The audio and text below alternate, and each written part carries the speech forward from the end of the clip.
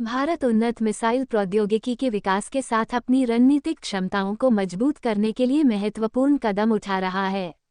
यहाँ बताया गया है कि राष्ट्र अपनी परमाणु निरोधक मुद्रा को कैसे मजबूत कर रहा है।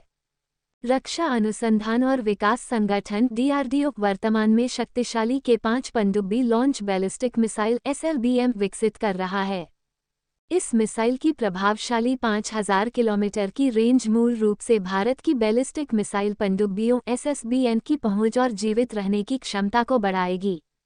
इससे भारतीय पनडुब्बियों को अधिक दूरी से परमाणु हमले शुरू करने की अनुमति मिलती है, जिससे अवरोधन के प्रति उनकी संवेदनशीलता कम हो जाती है। K5 की एक महत्वपूर्ण विशेषता multiple independent re entry vehicle MIRV तकनीक का समावेश है। ये क्षमता एक ही मिसाइल को अलग अलग लक्ष्यों पर कई परमाणु हथियार पहुंचाने में सक्षम बनाती है। मिसाइल रक्षा प्रणालियों पर भारी पड़कर MIRV तकनीक सफल प्रवेश की संभावना को नाटकीय रूप से बढ़ा देती है। भारत की नई S4 श्रेणी की परमाणु पनडुब्बियों के साथ एकीकरण के लिए डिजाइन किया गया K5 देश के परमाणु त्रय को मजबूत करता है।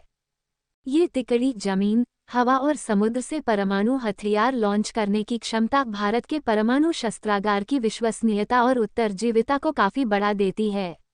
MIRV प्रौद्योगिकी विकसित करने के भारत के प्रयासों को इसके पहले उपयोग नहीं, परमाणु सिद्धांत के तहत एक रक्षात्मक आवश्यकता के रूप में तैयार किया गया है। MIRV के साथ भारत प्रारंभिक हमले को झेलने के बाद भी पर्याप्त स्तर की क्षति पहुंचाने की अपनी क्षमता को मजबूत करता है। ये दूसरी स्ट्राइक क्षमता प्रतिरोध को मजबूत करती है और पारस्परिक रूप से सुनिश्चित विनाश MAD के सिद्धांतों को रेखांकित करती है, जिसका उद्देश्य संभावित विरोधियों की आक्रामकता को हतोत्साहित करना है। दक्षिणी चीन तक पहुंचने में सक्षम K4 SLBM के साथ K5 एक रणनीतिक आवश्यकता को भी पूरा करता है। इसकी विस्तारित सीमा भारतीय SSBN को चीनी निगरानी और रक्षा प्रणालियों से दूर काम करते हुए चीन की मुख्य भूमि के भीतर महत्वपूर्ण संपत्तियों को लक्षित करने की अनुमति देती है।